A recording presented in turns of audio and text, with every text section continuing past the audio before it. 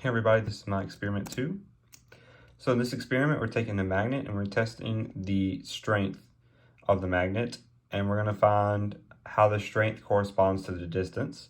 And then we're going to find the magnetic dipole of the magnet, write a program that we can then use to find the magnetic strength at any point. And then we're going to test the magnetic strength at 45 degrees. So some fundamental concepts is the magnet is a dipole and it's going to create a magnetic field around it, and we expect that field to be inversely proportional to r cubed. So here are some formulas we need. So this is the magnetic field of a dipole on axis, which is what our magnet is going to be. The bottom left is the generalized formula. The top right is the same as the top left, except k is the constant, and we're just looking at r to the n is the main part. K is going to be all the other terms over here on the left except the r term. And then this bottom right term is just the ln of that, which will come later on the spreadsheet. So we're going to assume the Earth and the magnet are the only magnetic sources. Our brief results is we found n to equal -3, which is what we saw. N was this over here, and that's actually what we expected. We expected it to be cubed, so that's great. We found the magnetic dipole and the net field at 45 degrees. Okay, this is how we found that magnetic dipole. So, like I said, the top and the left top left and top right equations were equal. So we set them equal, and we can solve for mu, which is our magnetic dipole. And solving for mu, we get this. It should be equal sign equals 3.4. Okay, this is how we set the experiment up. We have the system, which is your iPhone, the surroundings, which is the Earth and the magnet. And then this bottom black line is our measuring stick, and the top vertical line is also another measuring stick. So some initial conditions. We want to set the iPhone such that it has an X component, a magnetic field. It says reading roughly 0. This without the magnet there, by the way. This before we add the magnet. That way it gets aligned with Earth's magnetic field. And then you add in the magnet later, and it won't be 0 anymore. The magnet's going to be on axis, and we want the position of the sensor for the magnet to be on this black line.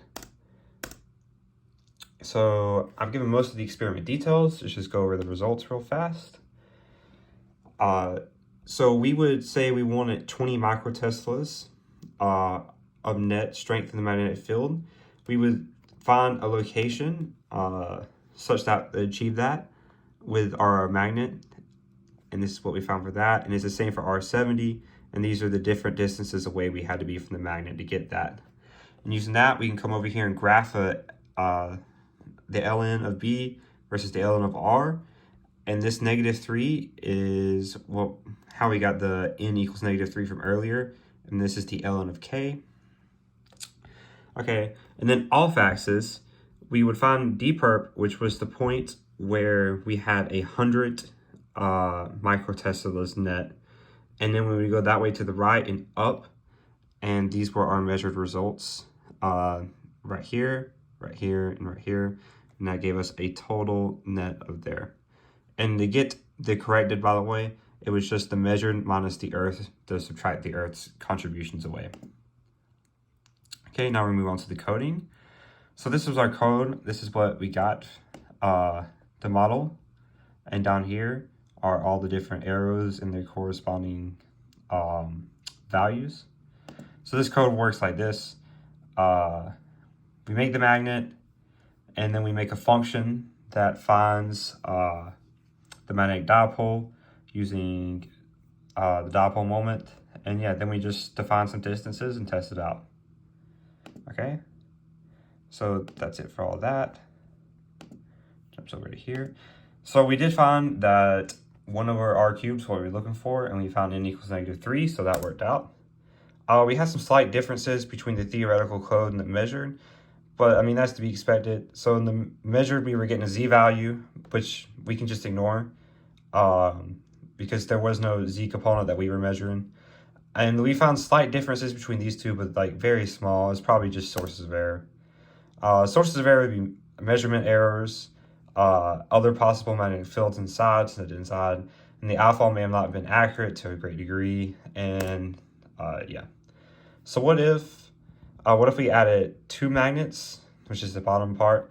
We expect it to almost double, like everything to almost double, but not quite, because there would be a slight distance increase, so it wouldn't be quite double. And there's the explanation why. And oh yeah, and if we didn't align with Earth, it would just be a lot harder computationally, but everything would be roughly the same. And here's the explanation. But that's it. Thank you. Bye. And there's the code, by the way, if anybody's looking for it.